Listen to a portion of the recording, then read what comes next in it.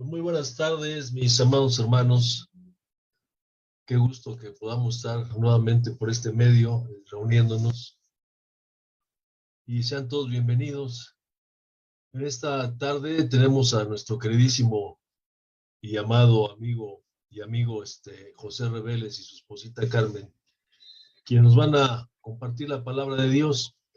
Yo creo que el mensaje que tienen ellos para nosotros en este día es de mucha importancia, dada el tema, ¿no?, que nos van a compartir, que es un llamado a la santidad.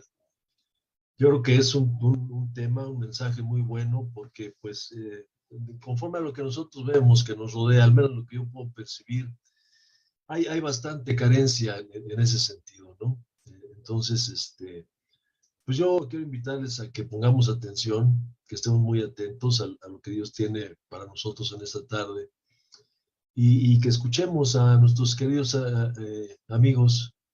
José Reveles, quien no lo conoce, yo creo que todo el mundo lo conoce ya, él es muy famoso. Tiene ya más de 20 años sirviendo en el Ministerio de las Prisiones. Él está en el estado de Querétaro y pues ha trabajado de una manera, Dios lo ha usado de una bonita manera allá en ese estado. Incluso hasta tuvo el atrevimiento de cruzar fronteras y meterse por acá al estado de Guanajuato, pero es un buen amigo y un buen amigo, ¿no? Así que yo les invito a que lo escuchemos con mucha atención. Y si me apoyan, vamos a orar por ellos en este momento para que Dios los use de una manera excelente. ¿Estamos bien? Bueno. Nuestro Padre Celestial, te alabamos, te bendecimos y te damos gracias, como siempre, Señor, porque tú has sido bueno con nosotros. En este día nos has dado la vida, nos has dado la salud, nos has rodeado de favores y misericordias, Padre. Gracias porque en este momento tú has dispuesto en nuestro corazón que estemos reunidos en este momento y en esta hora para escuchar el mensaje que tú tienes para nosotros, Padre. Yo te ruego en el nombre de Cristo que quites toda distracción de nuestra mente, que quites todo cansancio, que podamos estar con atención bien puesta a tu palabra, Señor. Que tu palabra penetre por nuestros oídos y profundice hasta nuestro corazón, que se haga carne, Señor, y la podamos poner en obra todos los días de nuestra vida. En el nombre precioso de Jesús, Señor. Gracias, gracias. Pues mi querido Pepe. ¿Qué pasó? Buenas tardes.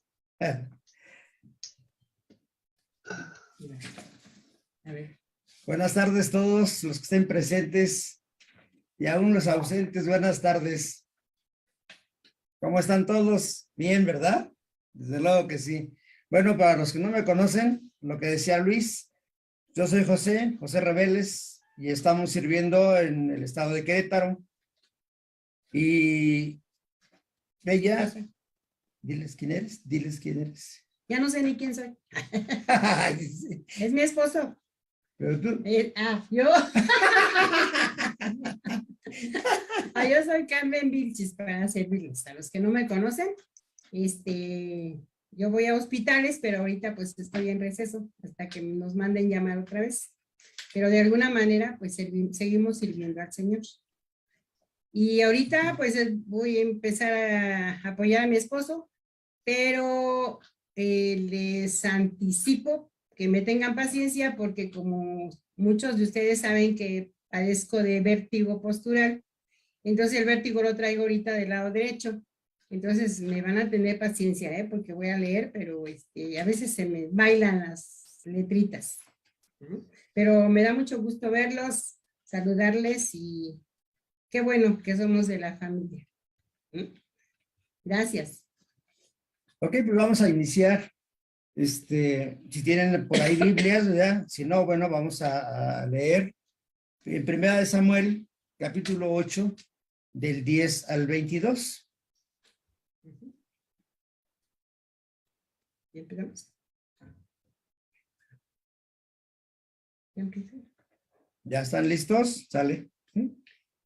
Dice, y refirió Samuel todas las palabras de Jehová al pueblo que le había pedido rey. Y dijo, pues así hará el rey que reinará sobre vosotros, tomará vuestros hijos y los se pondrá en sus carros y en sus gentes de a caballo, para que corran delante de su carro. Y nombrará para sí jefes de 1000 y jefes de 50. Los pondrá a sí mismo a que aren sus campos y cieguen sus mieses, y a que hagan sus armas de guerra y los pertrechos de sus carros. Tomará también a vuestras hijas para que sean perfumadoras, cocineras y amasadoras. Asimismo, tomará lo mejor de vuestras tierras, de vuestras viñas y de vuestros olivares, y los dará a sus siervos. Diezmará vuestros granos y vuestras viñas para dar a sus oficiales y a sus siervos. Tomará vuestros siervos y vuestras siervas, y vuestros mejores jóvenes y vuestros asnos, con ellos hará sus obras. Diezmará también vuestros rebaños y seréis sus siervos, y clamaréis aquel día a causa de vuestro rey que os habréis elegido. Mas Jehová no responderá en aquel día. Pero el pueblo no quiso oír la voz de Samuel y dijo: no, sino que habrá rey sobre nosotros. Y nosotros seremos también como todas las naciones, y nuestro rey nos gobernará. Y saldrá delante de nosotros y hará nuestras guerras. Y oyó Samuel todas las palabras del pueblo y las refirió en oídos de Jehová. Y Jehová dijo a Samuel: oye su voz y pon rey sobre ellos. Entonces dijo Samuel a los varones de Israel: idos cada uno a vuestra ciudad. Ok, vamos a hablar un poquito, ¿no? Padre amado, te damos gracias, Señor, por tu palabra, Señor, que has puesto para que el día de hoy podamos compartirla. Espíritu Santo, abre nuestro entendimiento, Señor, y úsanos para que seas tú quien hable a nuestras vidas y seamos edificados, papá. En el nombre del Señor Jesús te lo pedimos. Amén. Ok, pues siendo ya anciano, Samuel designó a sus hijos para ser jueces sobre Israel en su lugar, pero dice la Biblia que resultaron corruptos, muy parecidos a los hijos de Elí. Allí en Primera de Samuel, en el capítulo 2, verso 12, dice así: los hijos de Elías eran hombres impíos y no tenían conocimiento de Jehová.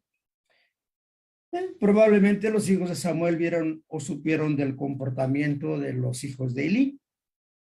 Realmente, pues no sabemos por qué los hijos de Samuel tomaron el camino malo, pero sí sabemos que a Elí se le responsabilizó por la corrupción de sus propios hijos. Dice ahí en Primera de Samuel, capítulo 2, verso 22 y 25 y 30.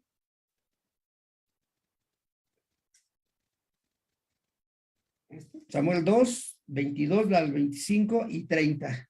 Sí. Pero Elí era muy viejo y oía de todo lo que sus hijos hacían con todo Israel, y cómo dormían con las mujeres que velaban a la puerta del tabernáculo de reunión.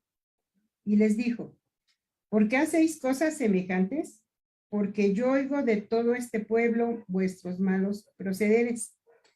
No, hijos míos, porque no es buena fama lo que yo oigo, pues hacéis pecar al pueblo de Jehová.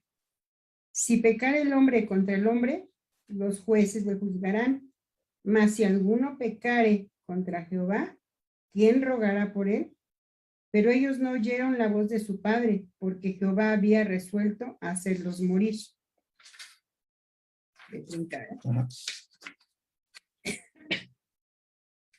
Por tanto, Jehová, Dios de Israel, dice: yo había dicho que tu casa y la casa de tu padre andarían delante de mí perpetuamente, mas ahora ha dicho Jehová: nunca yo tal haga, porque yo honraré a los que me honran, y los que me desprecian serán tenidos en poco.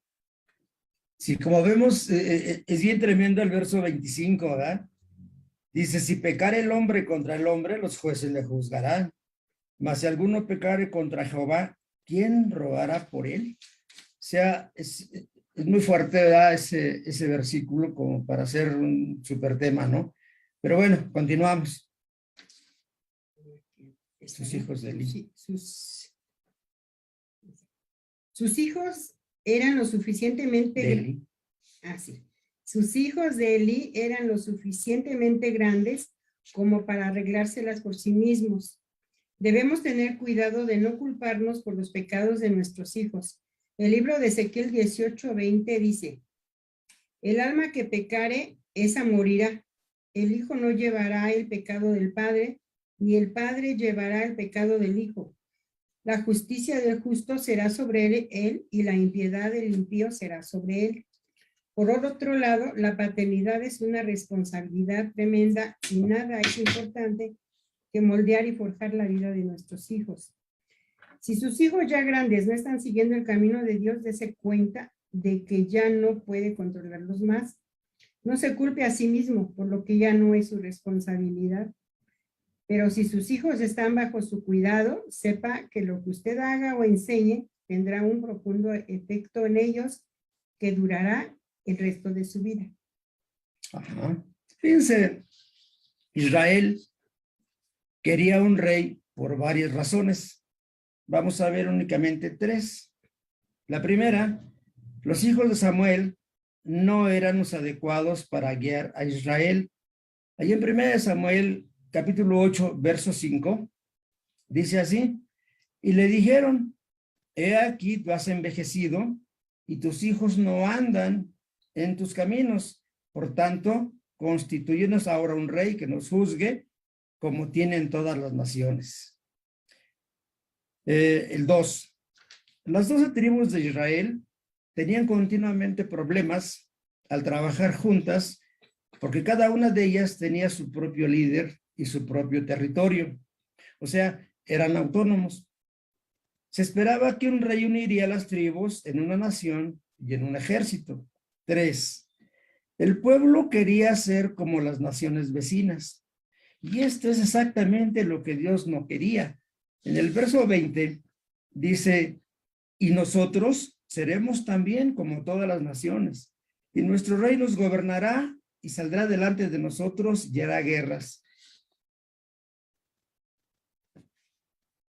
El tener un rey, facilitaría que se olvidaran de que Dios era su verdadero líder. ¿A quién clamarían ahora? Desde luego que a su rey y a su Dios lo harían a algún lado. Ahora bien, no estaba mal que Israel pidiera un rey, pero en realidad el pueblo estaba rechazando a Dios como su líder. Los israelitas querían leyes, un ejército y un monarca humano en lugar de Dios.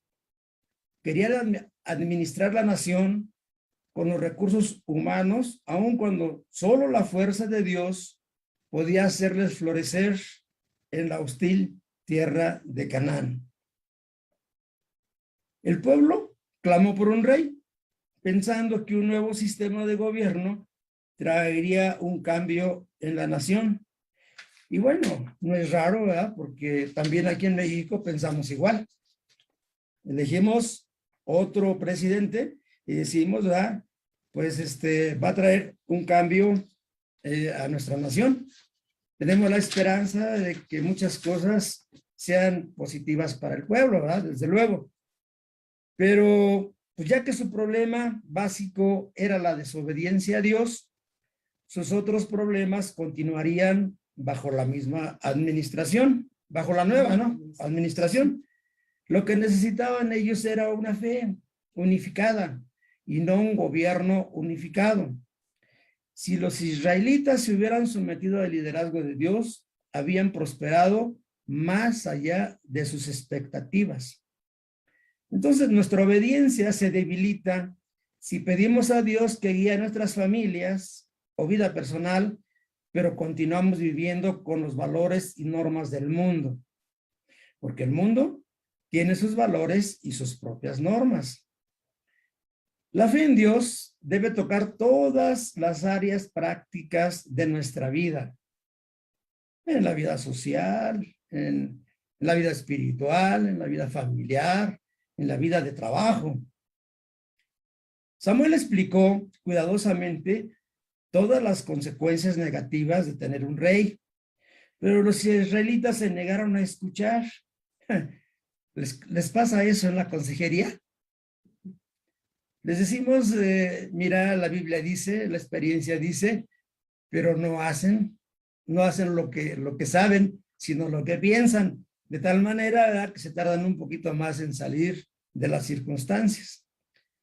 Entonces, cuando usted tenga que tomar una decisión importante, evalúe cuidadosamente lo positivo y lo negativo, considerando a todos los que puedan resultar afectados por su decisión.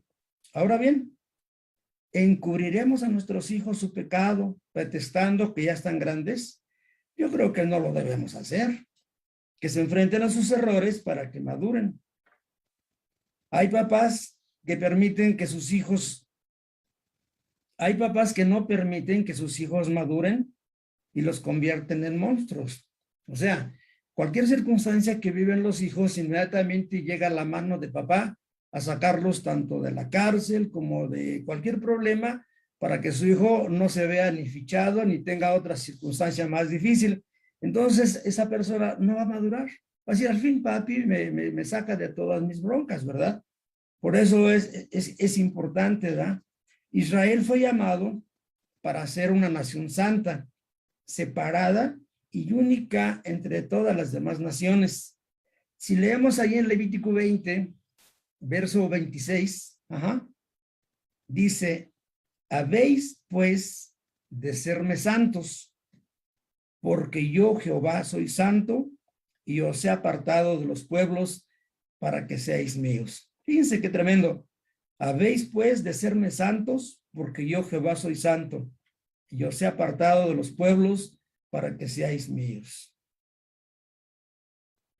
¿Están ahí? ¿Sí, verdad? Bueno. Los motivos que tenían los israelitas al pedir a un rey era ser iguales a las naciones que los rodeaban. Posesiones, muecas, moda, la manera de vestir y la manera de hablar, etc. Los movía la envidia de ser como ellos. El libertinaje les atraía la avaricia, el soborno y pervirtiendo el derecho. Todo lo que nos movía a nosotros en el mundo, también a ellos. Por eso querían ser como ellos. Primera de Samuel 8:3. Pero no anduvieron los hijos por los caminos de su padre. Antes se volvieron tras la avaricia, dejándose sobornar y pervirtiendo el derecho. Pues Está ahí. Pues los motivos de los israelitas estaban totalmente en oposición con el plan original de Dios. Imagínense, no anduvieron por los caminos de su padre. Ahora bien, no era mala su intención de tener un rey, sino lo malo eran las razones por las que lo querían. Primera de Samuel 8:20, que es parte de nuestro inicio, dice, y nosotros seremos también como todas las naciones, y nuestro rey nos gobernará y saldrá delante de nosotros y hará nuestras guerras. O sea, la intención que ellos tenían las razones que daban eran las equivocadas. Y además había un buen pretexto. Allí en Primera de Samuel, en el capítulo 8, verso 5, dice así, y le dijeron, he aquí, tú has envejecido y tus hijos no andan en tus caminos.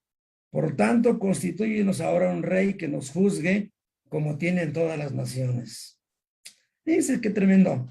Ahora bien, fíjense que nada más nuestros hijos también se justifican así, igualitos. Dicen, si tú lo haces, papá, ¿por qué yo no? Si tú lo haces, mamá, ¿por qué yo no? O sea, realmente por esas justificaciones no han cambiado en el mundo. La misma expresión tenemos de hijos a padres. Nosotros a menudo permitimos que los valores y acciones de otros determinen nuestras actitudes y comportamientos. ¿Ha tomado usted alguna vez alguna decisión equivocada? Yo creo que sí, todos lo hemos hecho. Tal vez debido al deseo de parecerse a alguien. Tenga cuidado de los valores de sus amigos o de sus superhéroes, que no lo desvíen de lo que Dios dice que es correcto. Fíjense, las jovencitas se emocionan con el artista de moda y quieren imitarle y está siempre en sus celulares, ¿sí o no? Pues claro que sí. El tatuaje de las estrellas de moda también lo quieren imitar y ahí vemos a jovencitas y jovencitos, aún cristianos, ¿verdad? Entre que lo quieren imitar y se ponen los tatuajes, ¿verdad? En el camión, mis hermanos, ya no se sabe si va uno en un corral o en un transporte por su lenguaje de los jóvenes, ¿no? Es más, hasta en la iglesia se imita la forma de hablar, se usan palabras como chido, no manches y todas esas cosas. En el vestir no se diga, escotes exagerados, las microfaldas. Ah, eso sí, vestidos bien largos, ¿verdad? Pero abiertos hasta la cintura. ¡Qué bárbaro! Y esto para los padres y pastores es tan natural, bueno, no para todos, ¿verdad? Desde luego, que lo permiten, pretextando, pues no me hacen caso. Además, hermano, es la moda. Bueno, pues no es malo. Ajá. Y fíjense, es algo tremendo porque cuando el pueblo de Dios quiere ser como los incrédulos, se está encaminando hacia una decadencia espiritual. ¡Qué terrible! Se lo repito. Cuando el pueblo de Dios quiere ser como los incrédulos, se está encaminando hacia una decadencia espiritual. Vamos a leer 1 Samuel 28, del 15 al 19. Y Samuel dijo a Saúl, ¿por qué me has inquietado haciéndome venir? Y Saúl respondió, estoy muy angustiado, pues los filisteos pelean contra mí y Dios se ha apartado de mí y no me responde más, ni por medio de profetas, ni por sueños. Por esto te he llamado para que me declares lo que tengo que hacer. Entonces Samuel dijo, ¿y para qué me preguntas a mí si Jehová se ha apartado de ti y es tu enemigo? Jehová te ha hecho como dijo por medio de mí, pues Jehová ha quitado el reino de tu mano y lo ha dado a tu compañero David. Como tú no obedeciste a la voz de Jehová, ni cumpliste el ardor de su ira contra Amalec, por eso Jehová te ha hecho esto hoy.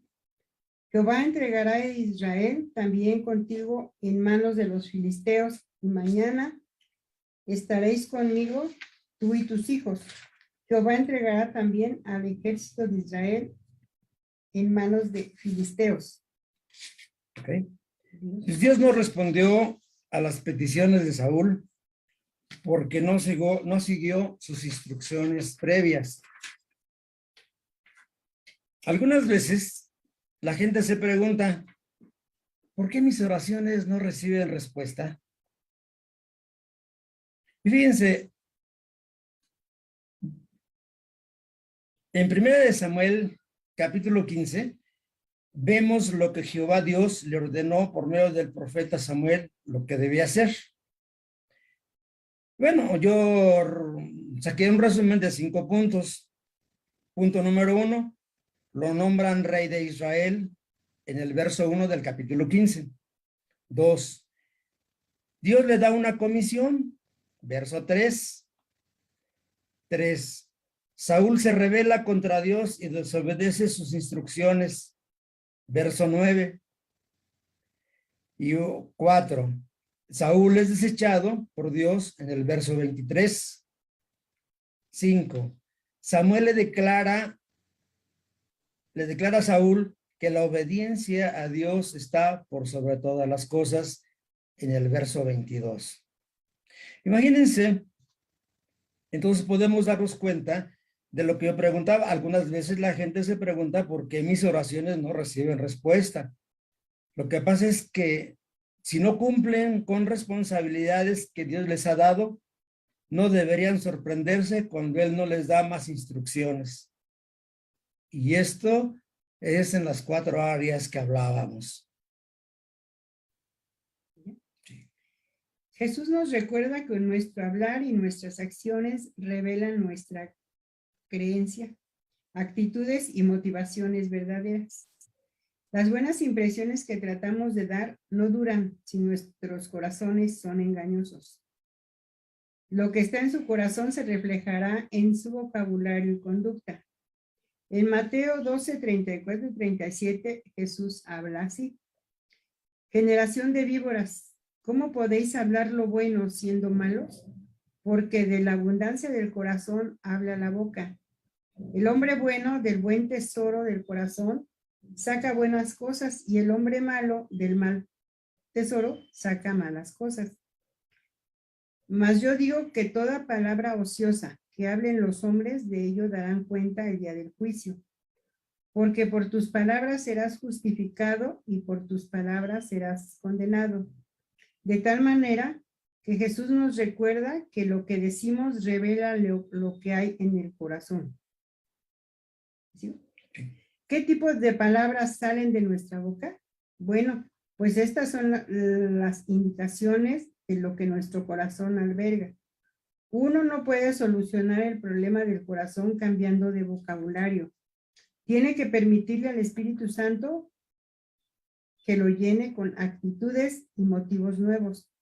Luego su vocabulario se limpiará desde adentro, sin esfuerzo ni programación. Es un buen estilo, es un nuevo estilo de vida que nos lleva a ser originales, sin promesas. Y mis hermanos, en el Evangelio de Lucas vemos la importancia de nuestro fundamento. Ahí en Lucas capítulo 6, del 46 al 49, nos lo explica. Dice, ¿por qué me llamáis Señor, Señor, y no hacéis lo que yo os digo? Todo aquel que viene a mí y oye mis palabras y las hace, os indicaré a quién es semejante. Semejante es al hombre que al edificar una casa, cavó y abondó y puso el fundamento sobre la roca.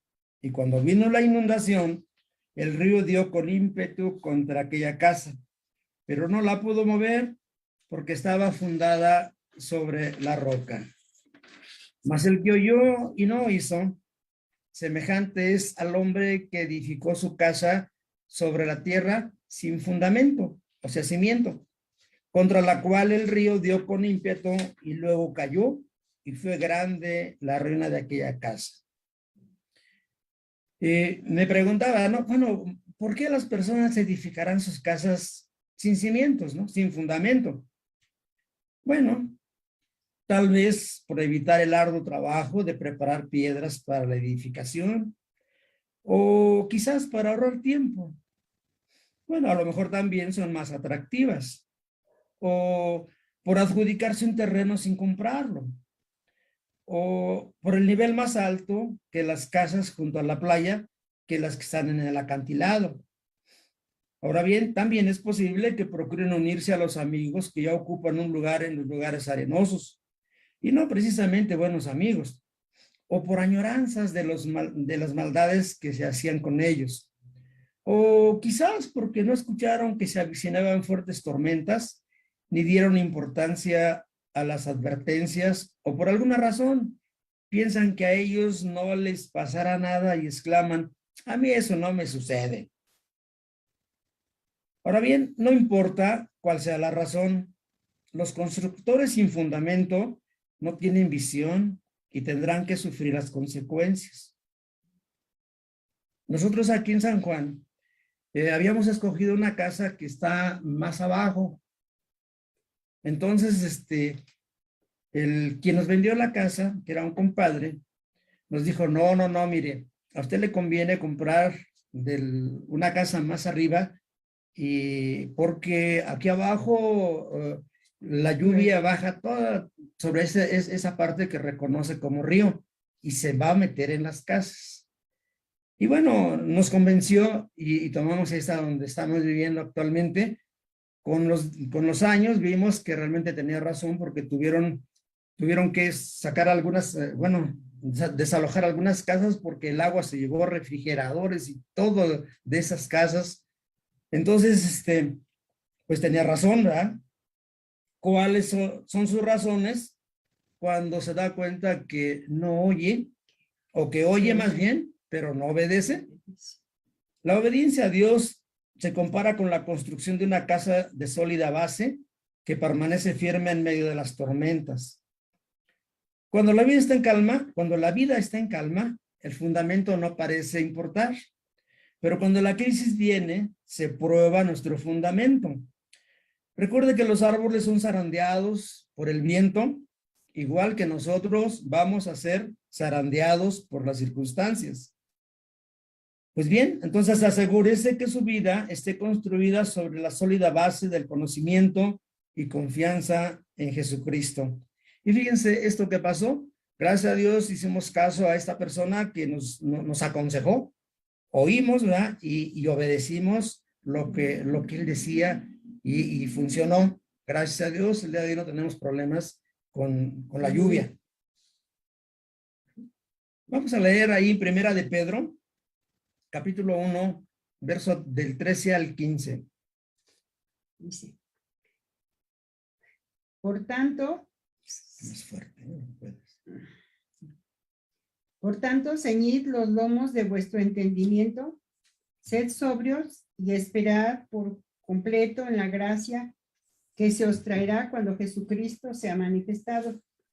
Como hijos obedientes, no os conforméis a los deseos que antes tenías estando en vuestra ignorancia, sino como aquel que os llamó, porque aquel que os llamó es santo.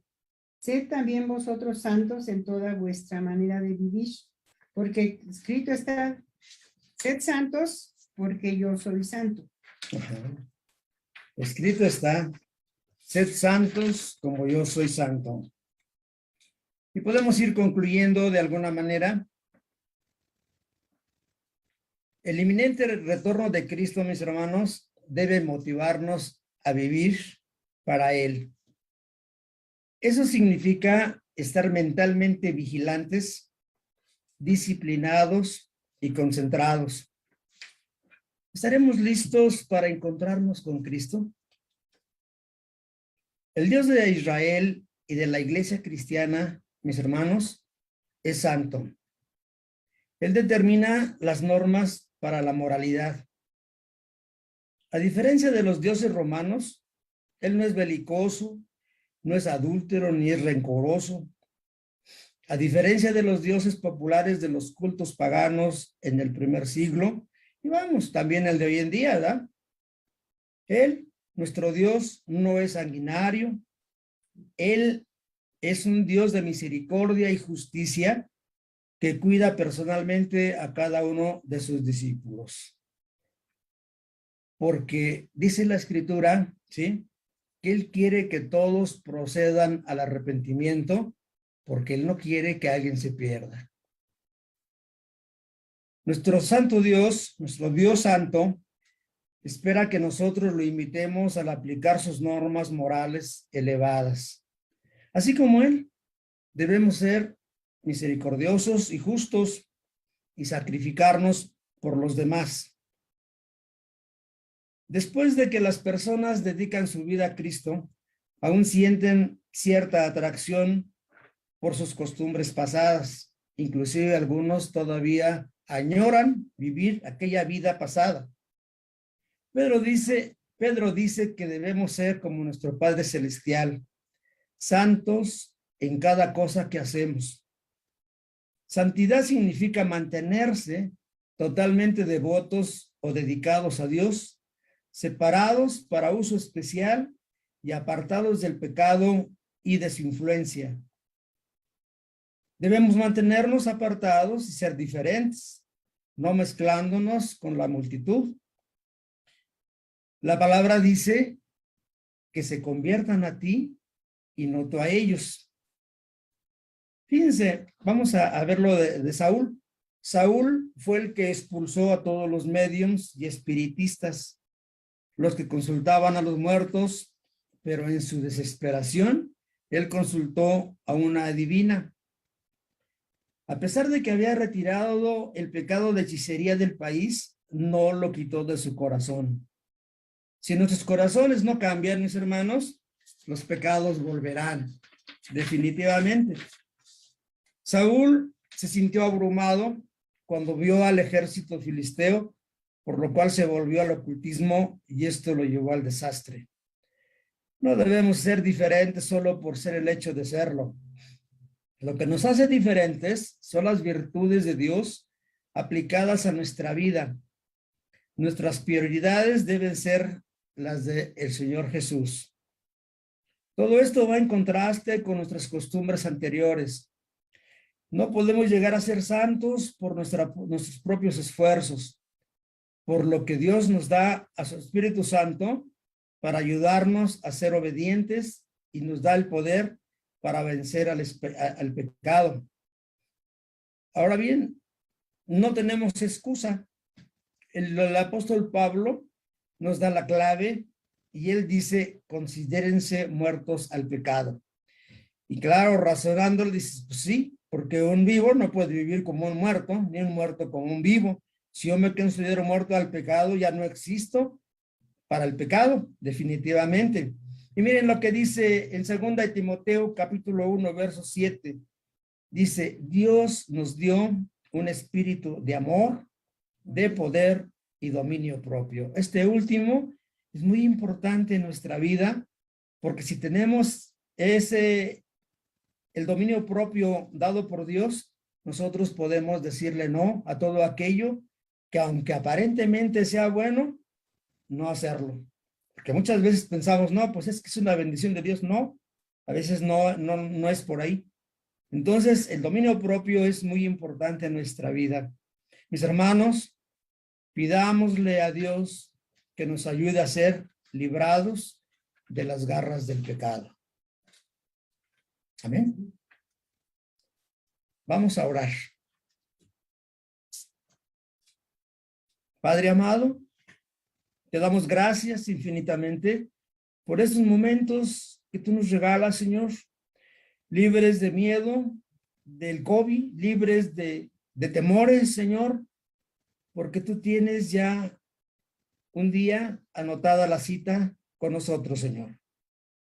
Papi, en el nombre del Señor Jesús, yo te ruego, Señor, que tu misericordia abrace de una manera tremenda a todos los participantes en esta fundación, Señor, tanto de Colombia, de Suecia, de Estados Unidos y de aquí de México, Señor.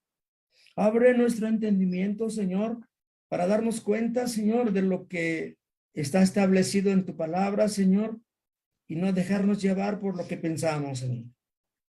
En el nombre del Señor Jesús te pedimos, Señor, que tu Espíritu Santo nos edifique, nos llene, Señor, y siga siendo esa guía, Señor, esa luz que alumbra el camino por donde vamos a andar, Señor. Que tu palabra, Señor, escrita en la Escritura, Señor, esa oración maravillosa que donde declaras unidad, que sean uno como tú y yo somos uno, siempre tengamos esa seguridad, Señor, de que tú estás en medio de nosotros, de que somos uno contigo, Señor, para que nunca le metamos basura, Señor, a tu casa, Señor. Que podamos valorar, Señor, ese sacrificio maravilloso, grandioso que tú hiciste, Señor, para que nosotros hoy pudiéramos tener esa relación directa contigo, Señor, así como cuando el inicio, Señor, directa, podemos estar contigo a la hora que nosotros lo pidamos, papá. Gracias, Señor, que tus 4 seguridades sean las más importantes en nuestra vida, Señor. Seguridad de perdón, Señor. Padre amado, que esos espantajos del ayer, Señor, no se levanten a intimidarnos, Señor. Que entre más grandes sean, Señor, los veamos como David, como una oportunidad, Señor. Él así vio al gigantote. Está tan grande que no le puedo fallar. Así es de que nosotros tengamos una oportunidad de crecimiento, Señor. Aumenta nuestra fe, papá. Que nada nos separe, Señor, que podamos continuar unidos hasta que tú nos llames, papá. En el nombre del Señor Jesucristo, yo te lo pido, papá, que podamos vivir bajo tu sombra, Señor. Sí, papá, protegidos, que tú seas nuestra alta muralla, Señor, en donde ningún dardo del enemigo pueda llegar, Señor. Nuestro oportuno socorro, Señor. Que cuando nosotros clamemos a ti, Señor, tengamos esa seguridad de que tú estás ahí, papá. No importa, como dijeron Sadrach y Mesach y Abednego, no importa si no nos salva, de todas maneras, no nos hincaremos ante los miedos o temores o circunstancias del mundo. No importa lo que suceda, porque estamos esperando ese nuevo domicilio, ese domicilio que tú estás preparando para nosotros. Así es de que, papá, gracias por estos momentos, Señor, en el nombre del Señor Jesús. Amén y amén y amén.